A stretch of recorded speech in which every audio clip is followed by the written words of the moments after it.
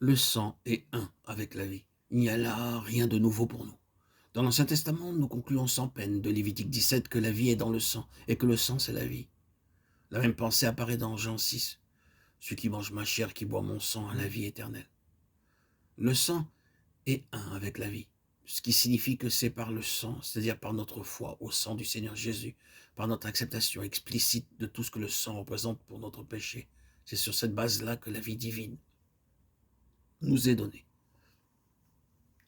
La vie divine, la vie éternelle nous est donnée par le sang du Seigneur Jésus.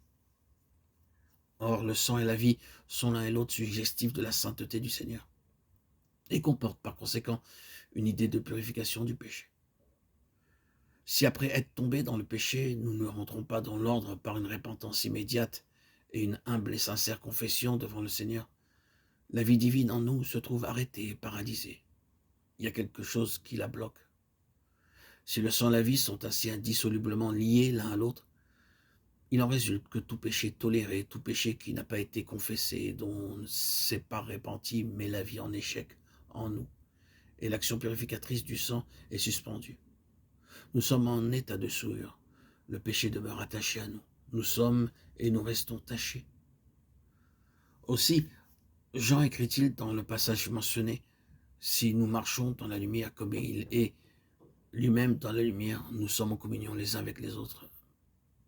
Et le sang de Jésus-Christ, son Fils, nous purifie de tout péché. » Jean 6. Le temps employé ici en grec a le sens de la continuité. Il maintient son action purificatrice de tout péché. Mais il y a un si nous marchons. Qu'est-ce que cela signifie marcher? Marcher, c'est aller de l'avant, continuer. Si nous allons de l'avant dans la lumière, nous pouvons être atteints par le sombre contact du péché, c'est vrai. Nous pouvons avancer la main et toucher quelque chose d'impur, c'est vrai. Il peut nous arriver de glisser, de quitter le droit chemin.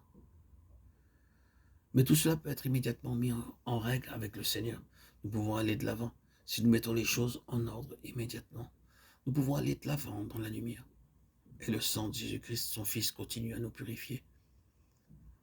Si vous donnez volontairement accueil au péché, vous arrêtez l'action de la vie et l'action du sang.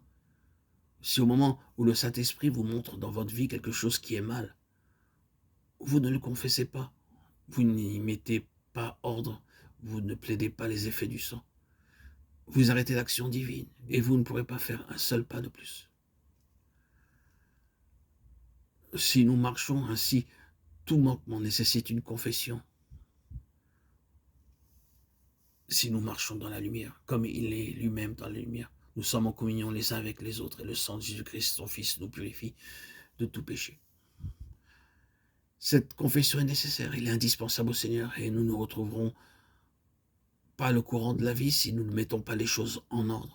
La vie ne peut se manifester que dans la mesure où nous reconnaissons que cette vie est une vie sainte et qu'elle ne peut pas suivre son cours côte à côte avec le péché.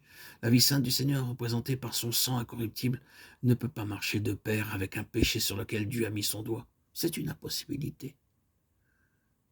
Quiconque connaît le Seigneur sait cela par expérience. Il nous faut inévitablement et prioritairement une confession. Une confession. Nous confesser au Seigneur. Lui demander pardon. S'exprimer, se confesser à Dieu, tout simplement. Lui exposer votre tristesse, votre douleur,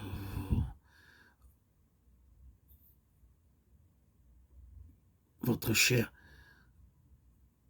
C'est la seule manière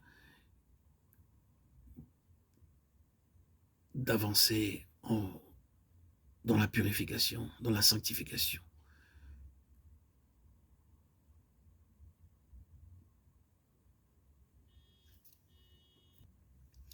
Et entrer pleinement dans la vie divine, la vie éternelle qui nous est proposée.